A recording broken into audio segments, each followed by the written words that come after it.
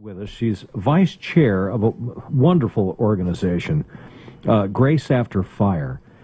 This is a nonprofit that helps female veterans reacclimate to civilian society. And we'll get to Grace After Fire here in a couple of minutes. But Karen, good morning to you. Welcome to the show today. We're thrilled to have you. Good morning. I'm very pleased to be here. You know, Memorial Day has interesting roots. I mean, this began on November 11th, the 11th hour of the 11th day of the 11th month. And to older Americans, this was known as Armistice Day. And then over time, things have changed dramatically. Yes, they have. And we now honor not only veterans of World War I, which Armistice Day did, but the veterans who have returned from wars and as recently as a few days ago. So it is nice to know that we have the opportunity to honor all of our veterans. It's nice to know that we have a day on which we do that. I think what we would hope is that on this Veterans Day, people will make a commitment to become more involved with the veterans in their communities going forward.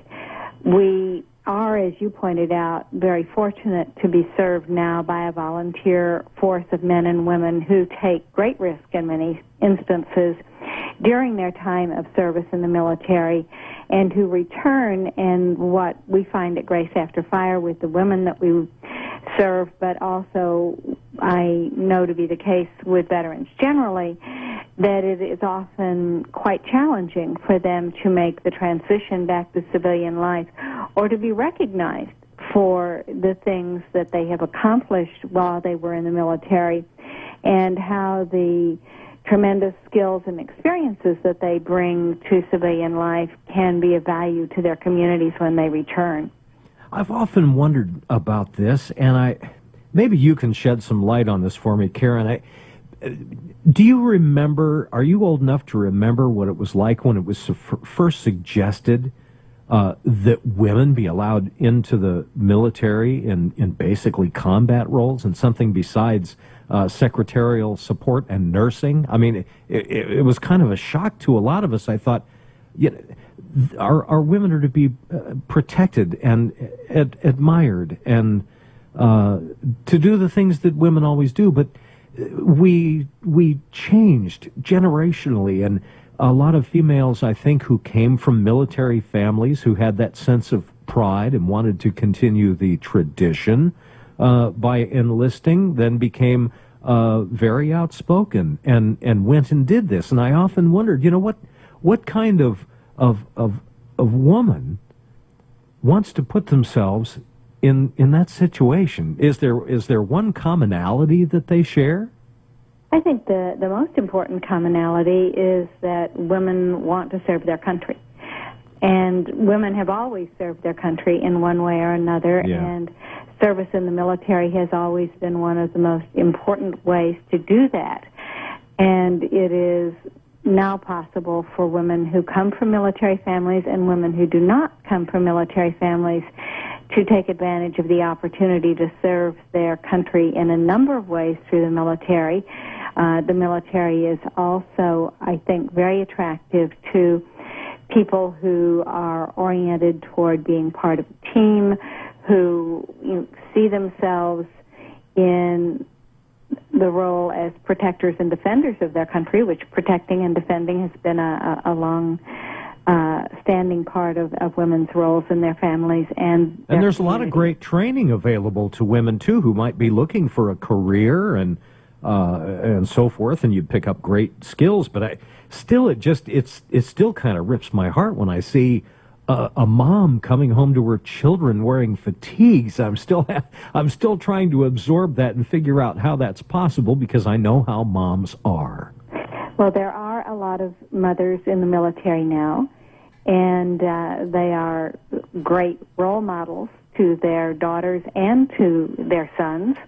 You have touched on one of the more difficult challenges that women face on returning to their families, but it is also a challenge that men have faced for years when they have served their country overseas, for example, and had to come home and readjust to their families and to their communities.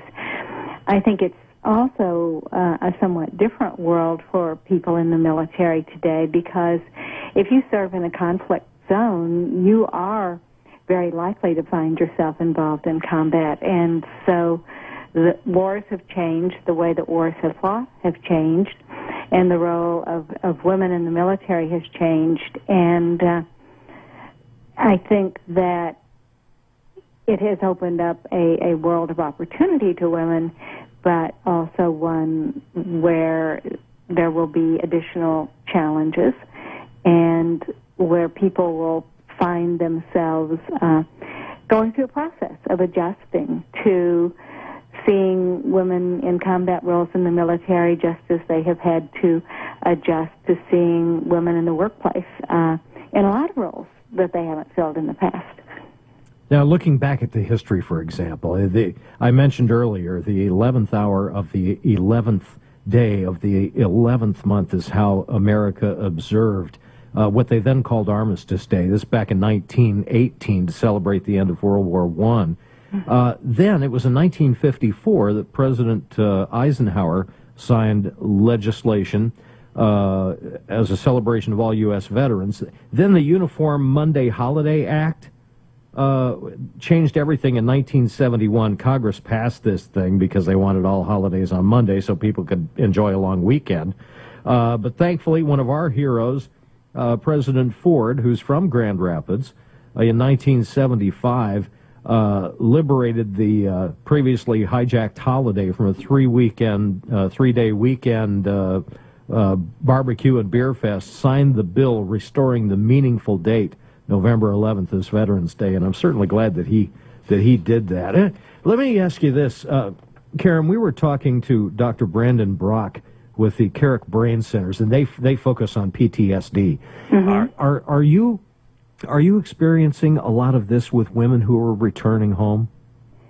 PTSD is a significant issue for women who are returning home, and I don't know if there are statistics on whether or not it is more common among women and men, but it is, as you know, a very significant challenge, and one that is much more recognized by the medical community than it was during World War I or World War II or other conflicts, where certainly people who were in combat situations suffered, both physically and mentally from the challenges of what they've experienced. And the treatment for PTSD is also evolving, and I think becoming more holistic. I don't know what the gentleman that you talked with had to say, but I know that one of the many things that Grace After Fire tries to do to help women who are returning from conflict situations is to provide them with a peer-to-peer network of other women who have gone through similar experiences, because there seems to be pretty good evidence that people benefit from being able to talk about their experiences with people who understand what they've gone through. You know, another thing that I've heard, Karen, and this is anecdotal, but I'm sure you can shed some light on it. One of the bigger problems I've heard about from women returning from active duty is they're having a very difficult time finding jobs at home. Is that something you hear regularly? It is a serious problem. Unemployment for veterans is higher across the board than it is in the general population. And it's something of a mystery, because people in the military in general, and women in particular perhaps, have to be pretty strong both physically and mentally and emotionally to do what they do. They're also better educated as a group than the population as a whole. They are highly disciplined. They show up. They are good team players. They have a lot of the skills that employers are looking for. But I do think that people coming out of the service have difficulty translating the things that they do in the military into roles in civilian life. Yeah, I see. So you have to do a little bit more of digging into what the skill sets are. Yeah, it makes perfect sense, because obviously the things that they did over there are not necessarily applicable here. But Karen, I congratulate you on a wonderful organization. Check out the website, graceafterfire.org. And I wish you great success, Karen, in your efforts there on behalf of female veterans. Well, thank you very much for taking the time to allow me to share a little bit of information about the organization. I hope people will go online. There are opportunities to support, but there are also a lot of information about resources that are available to women veterans and the opportunity to connect online to people with similar experiences. I appreciate this very much, Karen. Thank you again, and have a wonderful day, and happy Veterans Day. Happy Veterans Day. Thank you very much.